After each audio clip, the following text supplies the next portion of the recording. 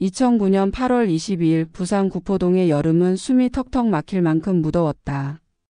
끈적한 공기가 거리를 뒤덮고 아스팔트 위로 열기가 아지랑이처럼 피어오르던 그날 17살의 고등학교 2학년 이용우는 집을 나섰다. 구포동의 평범한 아파트 단지 그 3층에 자리 잡은 이씨 집안의 좁은 거실은 아침부터 후덥지근했다. 에어컨은 없었고 선풍기 하나가 느릿느릿 돌아가며 더위를 몰아내려 애쓰고 있었다. 이용우는 키가 훌쩍 크고 마른 체구의 소년이었다. 검은 머리카락은 이마를 살짝 덮었고 깊은 갈색 눈동자는 평소엔 호기심으로 반짝였지만 그날 아침엔 어딘가 흐릿해 보였다. 그는 부엌에서 설거지를 하던 어머니를 향해 짧게 말했다. 친구 만나고 올게요. 목소리는 담담했다. 평소처럼 별다른 감정 없이 그냥 하루를 시작하는 10대 소년의 일상적인 인사처럼 들렸다. 어머니는 싱크대에서 접시를 닦으며 고개만 살짝 끄덕였다. 저녁 전에 들어와. 그녀는 아들의 얼굴을 보지 않았다. 그저 늘 하던 말, 늘 듣던 대답이었다. 이용우는 현관에서 낡은 운동화를 신고 주머니에 지갑과 휴대폰을 쑤셔 넣었다. 검은색 모자를 눌러쓰고 그는 문을 열었다. 문고리가 찰칵 소리를 내며 잠겼다. 그 소리는 그날 아침 이용우가 집에서 남긴 마지막 흔적이었다. 시간은 느리게 흘렀다.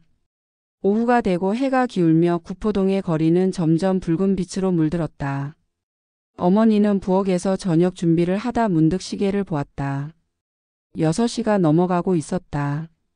이용우가 집에 돌아올 시간이었다. 하지만 현관은 조용했고 문이 열리는 소리도 없었다. 어머니는 휴대폰을 들고 아들에게 전화를 걸었다. 신호음이 몇 번 울리다 음성사서함으로 넘어갔다. 이 녀석이 왜 그녀는 혼잣말을 중얼거리며 문자를 보냈다. 용우야 어디야? 답장은 오지 않았다. 다시 전화를 걸었지만 결과는 같았다. 어머니의 가슴에 작은 불안이 싹 텄다. 이용우는 이런 아이가 아니었다. 늦을 때면 꼭 연락을 했고 친구들과 어울리더라도 집에 돌아오는 시간은 칼같이 지켰다. 그는 성적이 좋은 편이었고 조용한 성격에 반항 한 번 제대로 해본 적 없는 아들이었다. 어머니는 그의 친구들에게 전화를 돌렸다. 용우 봤어? 오늘 만난 적 있나? 하지만 친구들은 하나같이 고개를 저었다. 오늘 용우랑 약속 없었는데요. 연락도 안 했어요. 누구도 그를 보지 못했다. 누구도 그가 어디로 갔는지 몰랐다. 저녁 8시가 되자 불안은 공포로 바뀌었다. 아버지가 퇴근해 집에 들어오자마자 상황을 들었다. 친구 만나러 간다고 했는데 어머니는 같은 말을 반복하며 눈가가 붉어졌다. 아버지는 굳은 얼굴로 아들의 방을 살폈다. 책상 위엔 교과서가 가지런히 놓여 있었고 침대는 아침에 일어난 그대로였다. 옷장엔 그의 옷들이 그대로 걸려 있었다. 여행을 갈 만한 흔적, 가방이나 여분의 옷이 사라진 흔적은 없었다. 아버지는 단호하게 말했다. 경찰에 신고해야겠어. 밤 10시 이씨 집안의 작은 거실은 무거운 침묵으로 가득 찼다. 이용우의 여동생 14살 민서는 소파에 웅크린 채 베개를 끌어안고 있었다. 그녀는 오빠가 어디 있는지 왜 안 돌아오는지 묻고 싶었지만 부모님의 굳은 표정을 보고 입을 다물었다. 어머니는 계속해서 아들의 번호를 눌렀다. B- 음성사서함으로 연결됩니다. 그 소리가 반복될 때마다 그녀의 손은 점점 떨렸다. 자정이 넘어서야 경찰이 집에 찾아왔다. 젊은 경찰관은 노트에 메모를 하며 물었다. 아드님이 평소에 어땠는지, 최근에 이상한 점은 없었는지 말씀해 주세요. 하지만 부모님은 고개를 저을 뿐이었다. 용우는 평범한 애였어요. 공부 열심히 하고 친구들이랑 잘 지내고 문제 같은 건 전혀 없었어요. 경찰관은 고개를 끄덕이며 말했다. 가출했을 가능성도 있습니다. 10대 애들은 가끔 그런 식으로 사라지곤 하죠. 내일 아침 CCTV부터 확인해 보겠습니다. 하지만 이용우의 부모는 그 말을 믿을 수 없었다. 가출? 이용우가? 그건 상상도 할 수 없는 일이었다. 그는 늘 집에 충실했고 가족을 사랑했다. 무언가 잘못된 게 틀림없었다. 어머니는 밤새 잠을 이루지 못했다. 창밖으로 보이는 구포동의 불빛은 차갑게 반짝였고 그녀의 머릿속은 온통 아들의 얼굴로 가득 찼다. 용우야, 대체 어디 있는 거니? 그날 밤 이용우는 집에서 멀리 떨어진 어딘가로 사라졌다. 그의 행방은 안개 속처럼 흐릿했고 그를 둘러싼 진실은 아직 아무도 알지 못했다. 2009년 8월 24일 월요일 아침이 밝았다. 하지만 구포동의 이씨 집안엔 햇빛조차 따뜻하게 느껴지지 않았다. 이용우가 사라진 지 사흘이 지났다. 집안은 여전히 무거운 침묵으로 뒤덮여 있었고 이용우의 어머니는 밤새 한숨도 자지 못한 채 거실 소파에 앉아 있었다. 그녀의 눈은 퉁퉁 붓고 손에는 여전히 휴대폰이 쥐어져 있었다. 화면엔 아들에게 보낸 수십 통의 메시지가 답장 없이 쌓여 있었다. 용우야, 제발 연락해. 엄마가 미쳐. 마지막 메시지는 새벽 3시에 보내진 것이었다. 아버지는 부산 시내를 돌아다니며 아들을 찾느라 이미 기진맥진한 상태였다. 그는 동네 PC방 친구들이 자주 간다는 찻집, 심지어 이용우가 좋아하던 공원까지 샅샅이 뒤졌다. 하지만 어디에서도 아들의 흔적은 없었다. 이용우의 여동생 민서는 학교에도 가지 않고 방에 틀어박혀 있었다. 그녀는 오빠의 책상에 놓인 연필이며 노트를 만지작거리며 오빠가 곧 문을 열고 들어올 거라는 희망을 붙잡으려 애썼다. 하지만 시간이 갈수록 그 희망은 점점 더 흐릿해졌다. 이용우의 어머니는 결국 인터넷에 도움을 청했다. 그녀는 떨리는 손으로 지역 커뮤니티 사이트에 글을 올렸다. 제 아들 이용우 17세 8월 22일 토요일 오전에 집을 나간 뒤 연락이 끊겼습니다. 구포동에 삽니다. 키 175cm, 마른 체격, 검은 모자를 썼어요. 아들을 본 분, 아는 분 제발 연락 부탁드립니다. 글에는 이용우의 최근 사진이 첨부되었다. 교복을 입고 미소 짓는 사진, 그 밝은 얼굴은 지금의 상황과 너무나 어울리지 않았다. 글은 순식간에 퍼져나갔다. 낯선 이들이 댓글로 위로를 남겼고 누군가는 공유를 하며 도움의 손길을 보탰다. 꼭 찾으시길 기도할게요. 부산에 사는데 주변에 물어볼게요. 그들의 응원이 어머니에게 작은 위안이 되었지만 여전히 이용우는 어디에도 없었다. 같은 날 오전 경찰서에서 수사가 본격적으로 시작되었다. 담당 형사 박민수 경위는 이씨 부부를 만나며 사건을 정리했다. 아드님이 집을 나간 게 토요일 오후 1시경이라고 하셨죠? CCTV부터 확인해 보겠습니다. 박 경위는 냉정하지만 침착한 목소리로 말했다. 그는 10대 소년의 실종 사건이 종종 가출로 끝나는 경우가 많다는 걸 알고 있었다. 하지만 이씨 부부의 절박한 표정을 보고 단순한 가출로 치부하기엔 무언가 석연치 않다고 느꼈다. 경찰은 구포동 일대의 CCTV를 샅샅이 뒤졌다. 다행히 이용우의 아파트 근처에 설치된 카메라가 그의 마지막 모습을 포착했다. 화면 속 이용우는 검은 모자를 깊게 눌러쓰고 회색 반팔 티셔츠에 청바지를 입은 채였다. 손에는 아무것도 들지 않았고 그는 고개를 숙인 채 빠르게 걷고 있었다. 그의 표정은 흐릿한 화질 속에서도 어딘가 무거워 보였다. 그 영상은 오후 1시 12분 이용우가 집을 나선 직후의 모습이었다. CCTV를 따라 그의 행적을 추적하던 경찰은 곧 놀라운 사실을 발견했다. 이용우는 구포역에서 지하철을 탔다. 그는 환승 없이 곧장 사상역으로 향했고 거기서 버스를 갈아타 부산항 국제여객터미널로 이동했다. 오후 2시 17분 터미널의 또 다른 CCTV는 이용우가 매표소에 서 있는 모습을 잡았다. 그는 창구에서 무언가를 말하더니 곧 제주도행 여객선 티켓을 구매했다. 그리고 2시 30분 그는 배에 올랐다. 이 소식을 전해 들은 이씨 부부는 충격에 빠졌다. 제주요? 용우가 왜 제주의 어머니는 말을 잇지 못했다. 이용우는 제주도에 아는 사람도 갈 이유도 없었다. 그는 여행을 좋아하는 성격도 아니었고 가족과 함께한 여름휴가 외엔 멀리 떠난 적도 없었다. 더구나 그는 짐 하나 없이 옷가지조차 챙기지 않은 채 집을 나섰다. 아버지는 굳은 목소리로 물었다. 친구를 만난다고 했는데 왜 혼자 제주로 간 겁니까? 하지만 경찰도 그 질문에 답할 수 없었다. 경찰은 이용우의 친구들과 학교 관계자들을 인터뷰했다. 그의 담임교사는 이용우를 성실하고 조용한 학생이라고 평했다. 딱히 문제 행동을 보인 적은 없어요. 성적도 나쁘지 않았고 친구들과도 잘 지냈죠. 친구들 역시 비슷한 이야기를 했다. 용우가 토요일에 만난다고 한 적 없어요. 최근에 이상한 점도 못 봤고요. 이용우가 말한 친구는 존재하지 않는 것 같았다. 그가 왜 그런 거짓말을 했는지, 왜 갑작스럽게 제주행 배에 올랐는지 아무도 알지 못했다. 이 씨 부부는 경찰서에서 돌아오는 길에 서로 말없이 손을 잡았다. 어머니는 속으로 되뇌었다. 용우야, 대체 무슨 일이 있었던 거니? 부산의 방거리는 번쩍이는 네온사인으로 빛났지만 그들의 마음은 점점 더 깊은 어둠 속으로 가라앉았다. 이용우의 행적은 제주행 여객선에서 끊겼고 그 너머엔 오직 의문만이 남아 있었다. 2009년 8월 25일 이용우가 사라진 지 나흘이 되었다.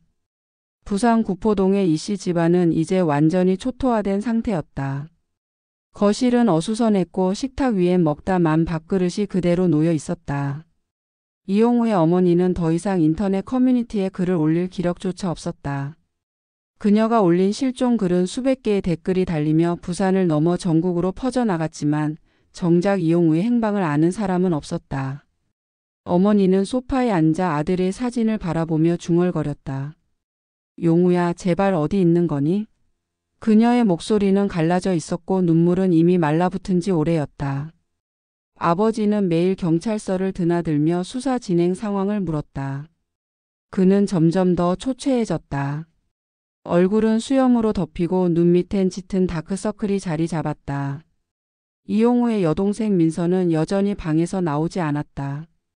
그녀는 오빠의 책상 서랍에서 그의 일기장을 꺼내 읽어보려 했지만 아무것도 쓰여 있지 않은 빈 페이지들만 가득했다. 민서는 그 빈 페이지들이 오빠의 마음처럼 텅 빈 것 같아 무서웠다. 오빠 왜 아무 말도 안 했어?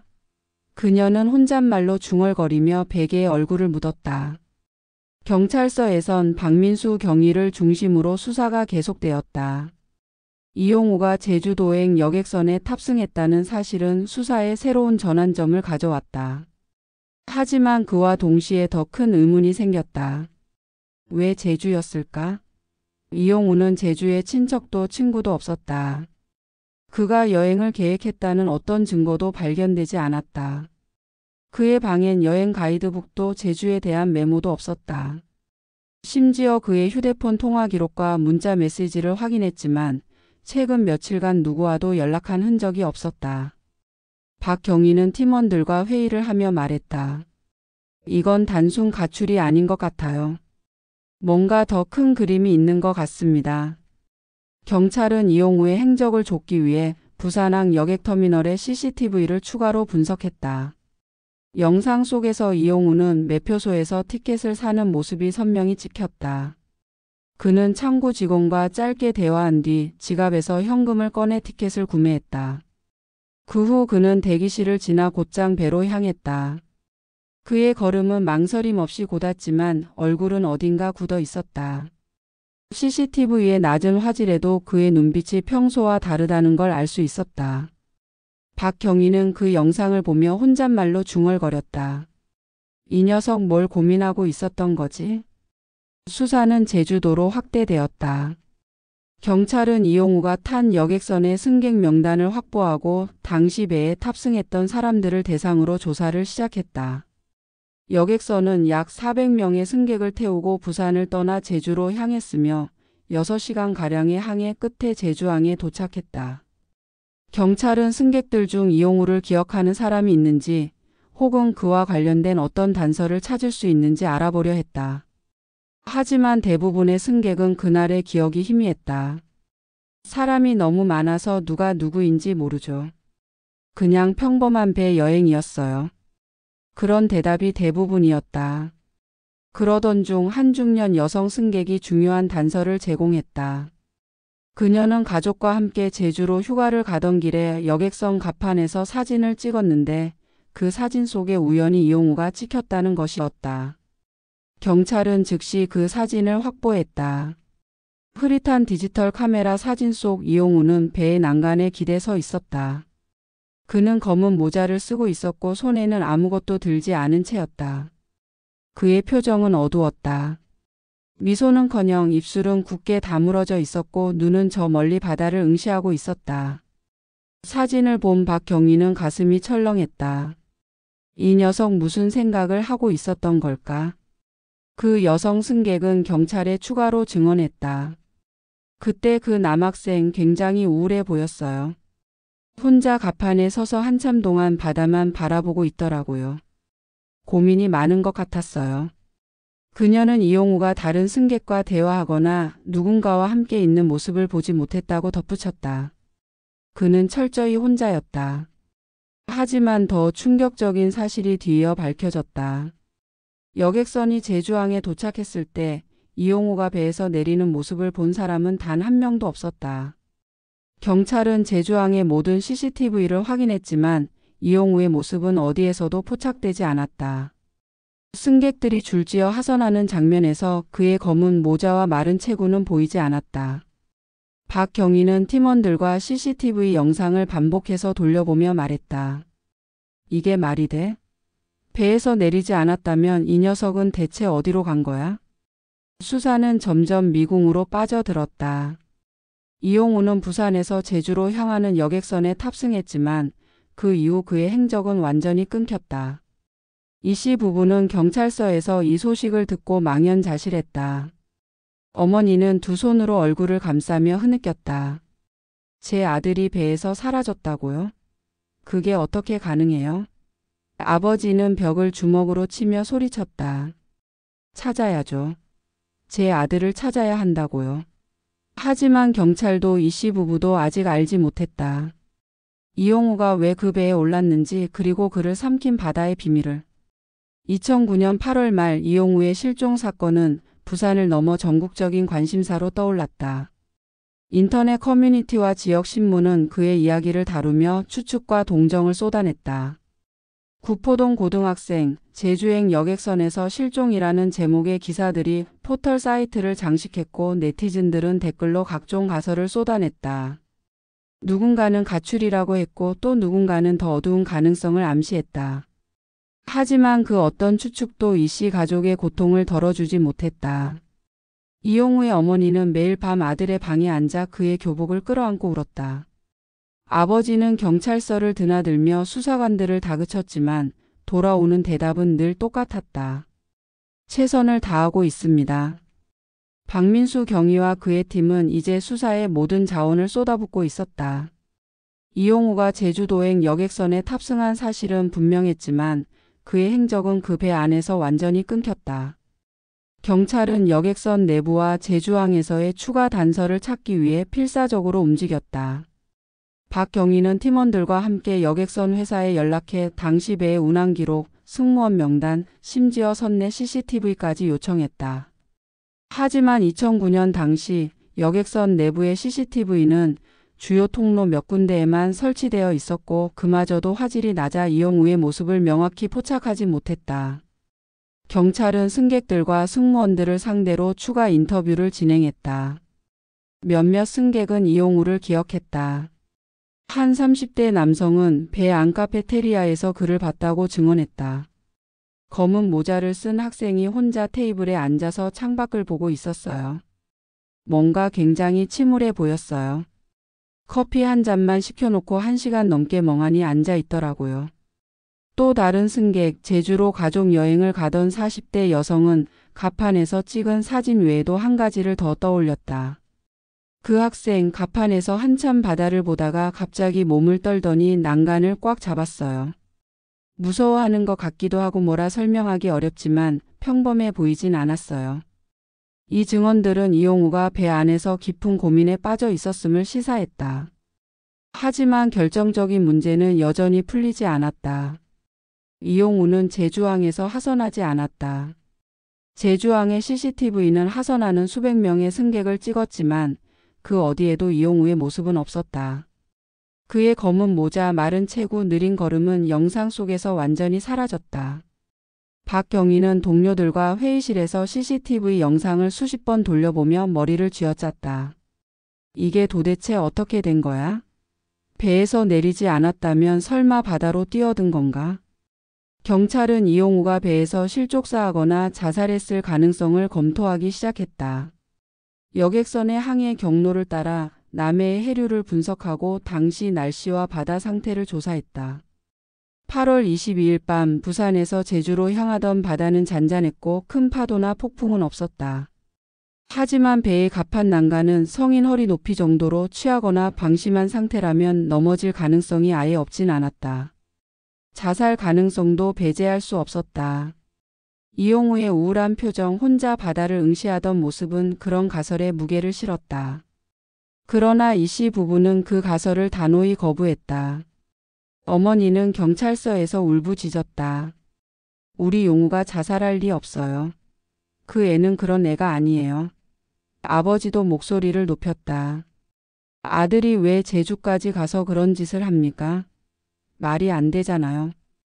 경찰은 추가 단서를 찾기 위해 이용우의 개인적인 삶을 더 깊이 파헤쳤다. 그의 학교 친구들, 선생님들, 심지어 학원 강사까지 인터뷰했지만 특별한 단서는 나오지 않았다. 이용우는 평범한 학생이었다. 성적은 중상위권, 친구들과의 관계도 무난했다. 최근 스트레스나 고민이 있었다는 이야기도 없었다. 그의 휴대폰은 여전히 꺼져 있었고 통신사 기록에 따르면 실종 당일 이후 단 한 번도 사용되지 않았다. 그의 은행 계좌도 마찬가지였다. 제주행 티켓을 산 3만 원가량의 현금 외엔 어떤 돈도 움직이지 않았다. 수사는 점점 더 막다른 길로 접어들었다. 박경희는 밤늦게까지 사무실에 남아 사건 파일을 들여다보며 한숨을 내쉬었다. 이 녀석 대체 무슨 일이 있었던 거야? 그는 이용우의 사진을 바라보았다. 사진 속 소녀는 교복을 입고 미소 짓고 있었다. 그 미소 뒤에 숨겨진 이야기가 무엇인지 박경희는 알 수 없었다. 그러던 중 9월 20일 경상남도 통영시 매물도 해안가에서 충격적인 소식이 전해졌다. 한 주민이 바닷가에서 심하게 부패된 시신을 발견했다. 시신은 속옷만 입은 상태였고 근처엔 지갑과 휴대폰이 놓여 있었다. 경찰은 즉시 시신의 신원을 확인했고 결과는 모두를 놀라게 했다. 그 시신은 다름 아닌 이용우였다. 이 씨 부부는 그 소식을 듣고 무너졌다.